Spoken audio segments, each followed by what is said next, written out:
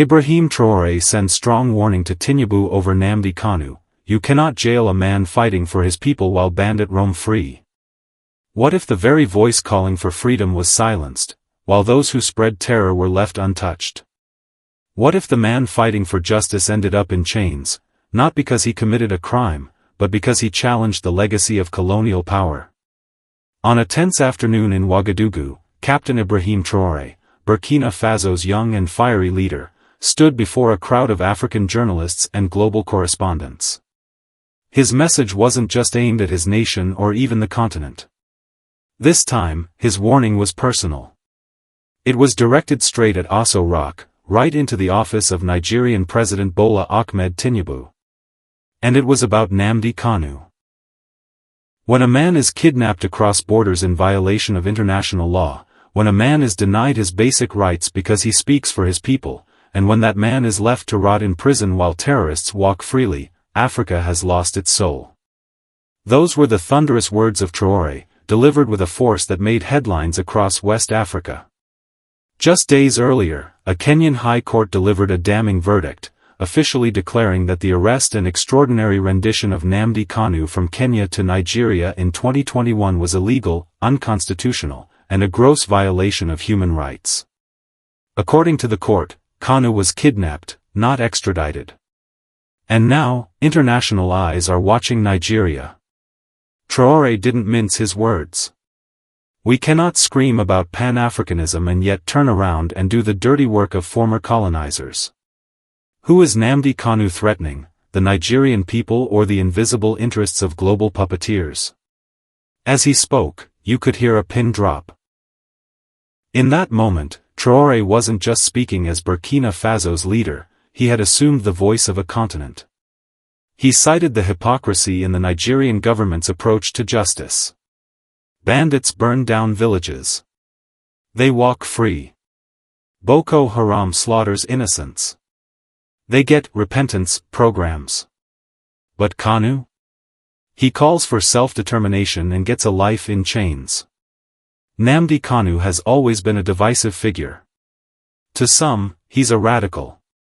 To others, he's a beacon of hope, a man who dared to question the unnatural borders drawn by colonial masters, a voice for the forgotten people of the Southeast. But to Traore, Kanu represents something much deeper. He is a symbol of resistance. Whether you agree with his methods or not, you cannot deny the motive. He fought for dignity, identity, and the right to be heard. And for that, he was abducted like a criminal. The Kenyan court's ruling has now reignited global conversation. Not just about Nnamdi Kanu's arrest, but the growing colonial hangover still haunting African governance. Traore challenged Tinubu directly. Release him. Compensate him. Apologize to his people. Not because he is perfect, but because Africa must stop punishing its own for thinking freely. Sources close to ECOWAS leadership report increasing discomfort among West African heads of state, many of whom are trying to quietly distance themselves from Nigeria's controversial treatment of Kanu, especially in light of the court ruling in Nairobi. Yet, Tinubu has remained silent, even as international observers and human rights groups renew calls for Kanu's immediate release and reparations. Traore, however, seems determined to escalate the issue until justice is served. You do not build a new Africa with the blood of those who dared to dream. You build it by honoring them. What will Tinubu do? Will the Nigerian government defy international law and dig in deeper? Or will Traore's fiery warning spark a wave of resistance across Africa, forcing the hands of power to finally let go of its colonial leash? The clock is ticking. And Traore isn't backing down. Ouagadougou wasn't supposed to be the epicenter of African politics this week. Not when global attention had shifted to European elections and G7 economic meetings. But something powerful stirred in the heart of Burkina Faso, something that would ripple far beyond its dry Sahelian borders. Captain Ibrahim Traore, flanked by members of the AES alliance, stepped onto the podium draped with Pan-African symbols. His tone was clear, his words deliberate. This is not just about Nnamdi Kanu. This is about Africa's betrayal of her own sons. We speak of independence while we act like servants. What followed wasn't a speech, it was a declaration. He referenced the recent ruling by a Kenyan high court, which slammed the door shut on any legal justification for KANU's kidnapping from Kenyan soil. The court didn't just denounce the Nigerian government, it called the act an international violation of human rights. Extraordinary rendition, they called it. Traore had another word.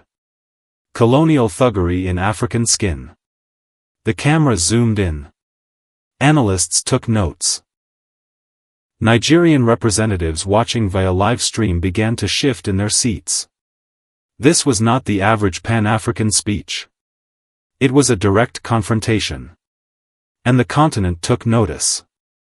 To understand the weight of Traore's words, one must understand who Nnamdi KANU is.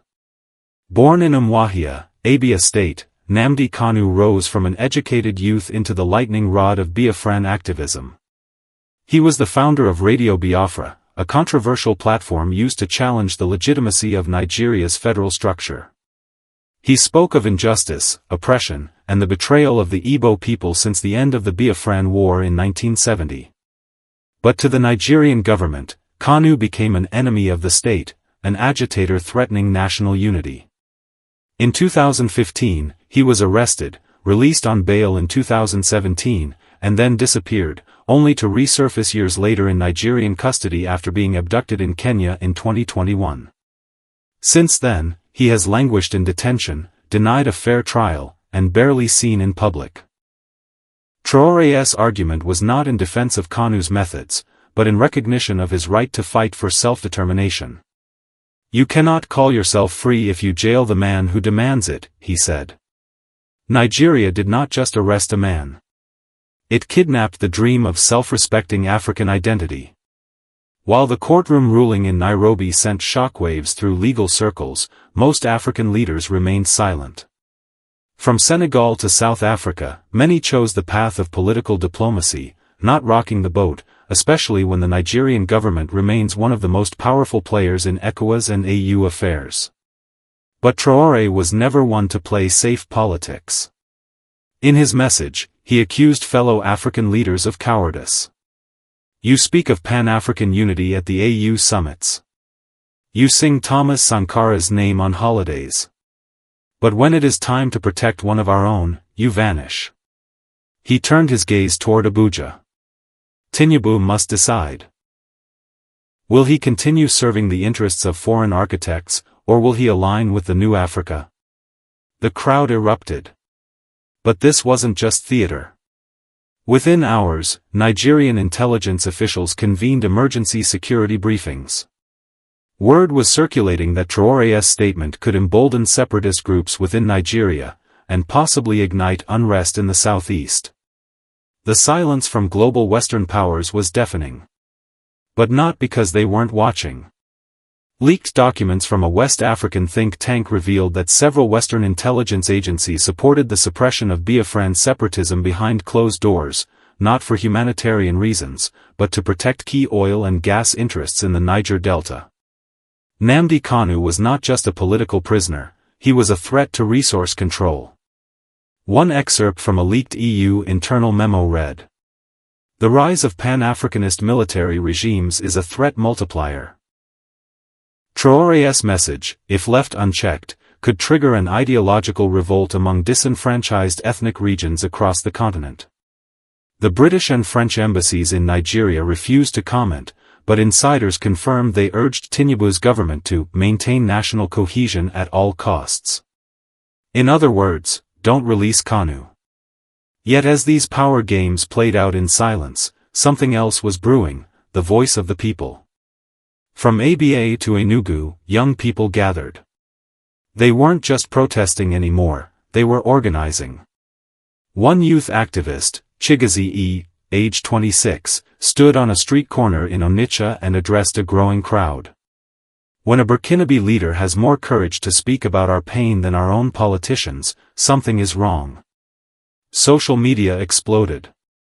#FreeKANUNow began trending across X, formerly Twitter. TikTok influencers in Nigeria, Ghana, Kenya, and South Africa started creating videos echoing Traore's speech. Even some Nollywood celebrities, long cautious about political statements, shared clips with captions like, "A man jailed for speaking truth. A continent silent. But not anymore." The Nigerian government's usual tactics, arrests, censorship, intimidation, suddenly felt out of step with the public mood. The people weren't just calling for KANU's release. They were demanding an end to hypocrisy. Inside ECOWAS headquarters in Abuja, the mood was tense. Traore's warning had placed the regional bloc in a diplomatic chokehold.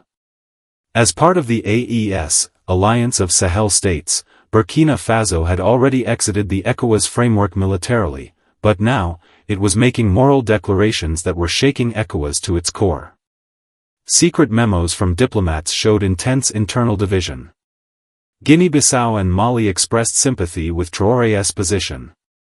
Ghana and Côte d'Ivoire were leaning toward neutrality. Senegal advised non-interference. But what terrified ECOWAS most wasn't just Traore's voice. It was the possibility of Nigeria isolating itself politically, just like Mali, Burkina Faso, and Niger had done before. A leaked ECOWAS document read, "If Nigeria becomes the next breakaway state from colonial influence, the West will lose its strongest anchor in West Africa." This wasn't just about KANU anymore. It was about the future of African governance. A handwritten letter, allegedly from Ibrahim Traore to President Tinubu, was leaked to African media circles. Though unverified, the tone matched Traore's known rhetorical style. It read, "Brother Tinubu, you know history better than most. The oppressors once silenced Kwame Nkrumah, they jailed Mandela, and they assassinated Sankara. But their ideas live on. Why then must you become the jailer of one who only seeks what you once sought?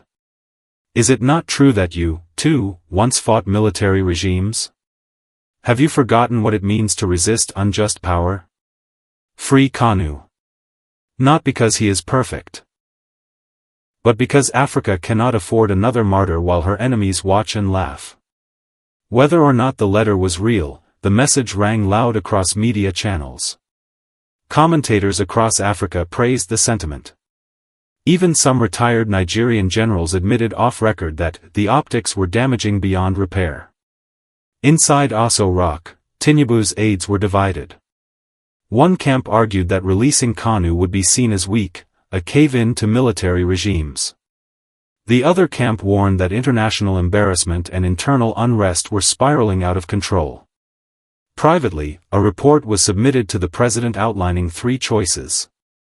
Silence Traore by launching a diplomatic offensive, possibly through the AU. Delay KANU's trial indefinitely while engaging in quiet negotiations. Release KANU under a conditional agreement that excludes any further agitation. But none of these would fix what had already begun. Africa was waking up. In the words of Cameroonian Professor Dr. Ebel Mzoub, interviewed on Al Jazeera Africa. Traore may be young, but his message is old: Africa must stop being its own jailer. Abuja, President Bola Ahmed Tinubu sat at the edge of a political volcano. Daily intelligence briefs painted a grim picture. Civil unrest in the southeast was swelling. A faction of the Senate was considering a motion demanding a review of KANU's detention in light of the Kenyan ruling. International journalists, once banned from DSS courtrooms, were sneaking in through diplomatic arrangements to report on KANU's physical and psychological condition. But what worried Tinubu the most? A leaked voice memo from a southern military commander reportedly stated, "If Abuja ignores both the law and the people much longer, don't be surprised if barracks stop obeying orders." The president slammed his fist against the polished table. He had built a legacy as a political tactician. But now, it seemed, he was playing checkers against a man playing chess, Ibrahim Traore. Back in Ouagadougou, the AES, Alliance of Sahel States, once seen as a military rebellion against ECOWAS, had transformed into a political and ideological force. Traoré hosted an emergency summit, joined by leaders from Mali and Niger. The focus? Pan-African legal integrity. We will not remain silent while laws are twisted to serve old empires, Traoré said. From now on, we defend the rights of every African fighting for dignity. The alliance issued an official communiqué demanding the immediate release of Nnamdi KANU. Public acknowledgement by the Nigerian government of the illegality of his abduction. Compensation and reintegration of KANU into national dialogue. To back this up, AES began funding legal and humanitarian coalitions across Africa to represent political prisoners. A bold move, and one that ECOWAS could not ignore. In Washington, D.C., the State Department quietly issued a memo to the Nigerian ambassador. The United States recognizes the ruling of the Kenyan court. The arrest and extradition of Mr. KANU appear inconsistent with international standards. We encourage constructive dialogue and reconciliation. France and the UK, however, took a different stance. Their oil and gas investments in the Niger Delta left them reluctant to support any destabilizing move, especially if it meant emboldening other separatist causes across Africa. But the damage was done. Unexpected occurred. A secret envoy from Nigeria landed quietly in Ouagadougou. Disguised as a trade delegation, their real mission was to negotiate a potential compromise with Traoré. The message? We understand your position. What will it take for you to ease your public pressure? Traoré met them at night, in a room lit with oil lamps and the faces of Sankara and Che Guevara painted on the wall. He leaned in and replied. This is not about me. This is about Africa's soul. If you want peace, then do what is just. Free KANU, not in silence, but with an apology. The delegation returned home empty-handed. Traoré's latest speech shook Nigeria's conscience to the core. He compared KANU's fate to that of known terrorists. Your government granted amnesty to men who burned villages, raped children, and bombed mosques. They walked out with food, clothes, and sometimes cash. Yet the man who used only words remains in prison? What hypocrisy is this? His words were played on every Pan-African radio station and appeared in translated forms across Kiswahili, Hausa, Lingala, and Zulu. Back in Nigeria, even some northern elders began voicing concern. One, Alhaji Musa Bakori, told a Kaduna radio station. Maybe we don't agree with Biafra. But injustice is injustice. If we do not correct this, history will shame us. By now, Nigerian intelligence services had shifted gears. They began probing into Burkina Faso's channels, tracking money transfers, phone calls, and diplomatic cables. They even began drafting blacklists of Nigerian journalists, actors, and clerics supporting Traoré's message. Whispers emerged of planned media shutdowns, arrests, and even sabotage campaigns targeting youth leaders in the East. But the more they cracked down, the louder the fire burned. A leaked DSS document showed. The use of force may no longer work. The enemy is not KANU. The real threat is the idea that Africa must be free. Then, another bombshell. A letter, handwritten and smuggled out from DSS custody, allegedly by Nnamdi KANU, surfaced online. It read, "To all who stand for justice, I am not your Messiah. I am only a man who refused to die in silence. If my blood must water the tree of African liberty, then so be it. But let it not be in vain. May those who carry this burden do so without hate. This is not a war of tribes. It is a war of truth." The letter went viral. Even within Tinubu's cabinet, ministers were divided. Then, the unimaginable happened. An African Union special session was called. The first topic? Violation of sovereignty and judicial overreach, the case of Nnamdi KANU. Burkina Faso, Mali, and Guinea submitted evidence of rights violations. Kenya submitted the court ruling. And in a shocking turn, South Africa sided with Traore, citing Mandela's own illegal imprisonment as a lesson. IBRAHIM Traore took the floor during the AU session. With calm fury, he delivered a final warning. Today it is KANU, tomorrow it may be you. If we do not defend justice for the one, we doom the many. Africa cannot rise on broken backs. The chamber was silent. Even the Nigerian delegation struggled to reply. And as Traore returned to Ouagadougou that night, he was met with thousands holding candles, chanting, "Free KANU! Free Africa!" The African Union had spoken. In an unprecedented move, the AU's Human Rights Committee passed a non-binding resolution urging Nigeria to uphold international law regarding the Kenyan court ruling. Respect the rights of Nnamdi KANU as a political detainee. Begin national reconciliation dialogue to de-escalate ethnic tensions. While non-binding, the message was clear. Africa had turned a corner. And IBRAHIM Traore had forced that shift with a speech that would soon be translated into over 22 African languages and shared across universities and youth forums. But in Abuja, that resolution landed like a thunderclap. Nigeria's foreign minister, visibly flustered, issued a cold reply. Nigeria is a sovereign nation. We will not be dictated to by foreign bodies, especially on internal matters concerning national security. France 24 interviewed Traore live in Ouagadougou. When asked if he feared retaliation from Nigeria or the West, he calmly said, "You cannot threaten a man who fears no chains. I fear only the silence of good people."